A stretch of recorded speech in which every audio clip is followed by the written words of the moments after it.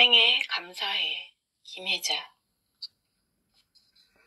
나 자신이 납득할 때까지 대사를 100번도 더 읽습니다.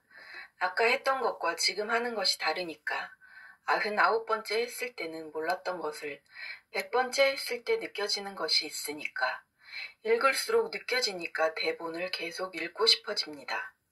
잘 쓴 대본은 읽을수록 깊어집니다. 우리가 셰익스피어 작품을 읽을 때처럼 건성으로 읽으면 알 수 없는 것이 있습니다. 연극을 할 때 특히 그것이 두드러집니다. 연극은 미리 대본을 줍니다. 1년 전에 주는 경우도 있습니다. 그럼 계속 그 대본을 읽습니다. 보는 사람은 그게 그것일 수도 있습니다. 하지만 나는 얼마나 다른 감정인지 알기 때문에 날마다 대본을 손에 들고 있습니다. 계속 새로운 것이 찾아지니까 다른 것을 찾으려고 애씁니다. 그러면 꼭 보입니다. 처음부터 다 느껴지는 것이 아닙니다. 작가가 미처 쓰지 못하고 쓴 것까지도 배우는 느껴야 합니다. 그것이 이름난 배우를 쓰는 이유 아닐까요?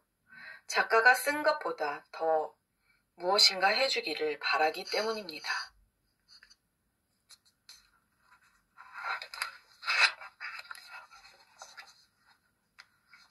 사람들은 내가 현모양처인 줄로만 압니다. 그렇지 않습니다.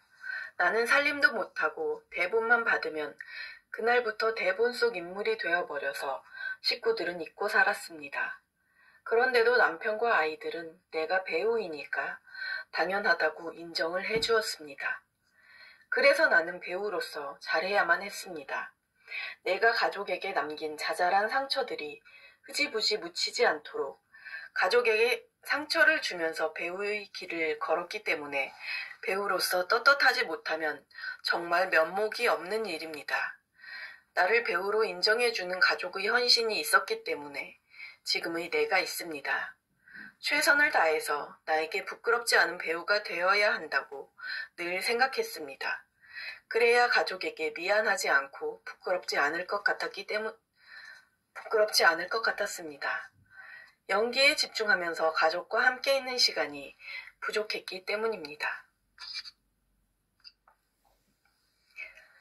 나는 강옥동을 잊지 않기 위해서 촬영 없는 기간 동안 집에 머물면서도 그 여자로 있어야만 했습니다.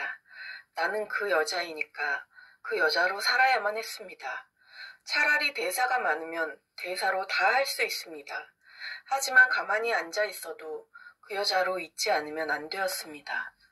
내가 아무 대사 없이 시장에 앉아 쉽게 한 씬 찍고 갔다고 사람들은 생각할 수도 있지만 그렇지 않습니다. 좋은 배우는 저 구석에 처박혀 있어도 그 배우에게 눈이 가야 합니다.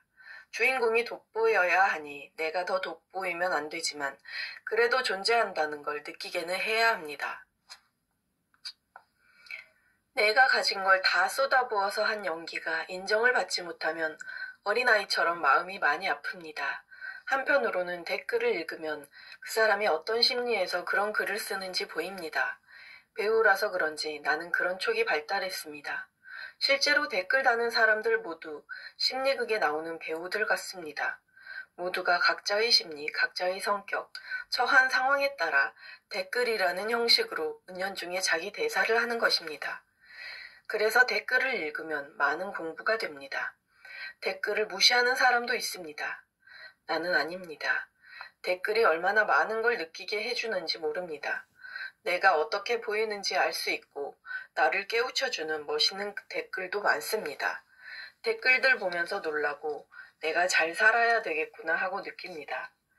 시청자들이 무심코 다는 댓글을 통해 배우로서 인간 심리를 들여다볼 수 있고 배움을 얻습니다.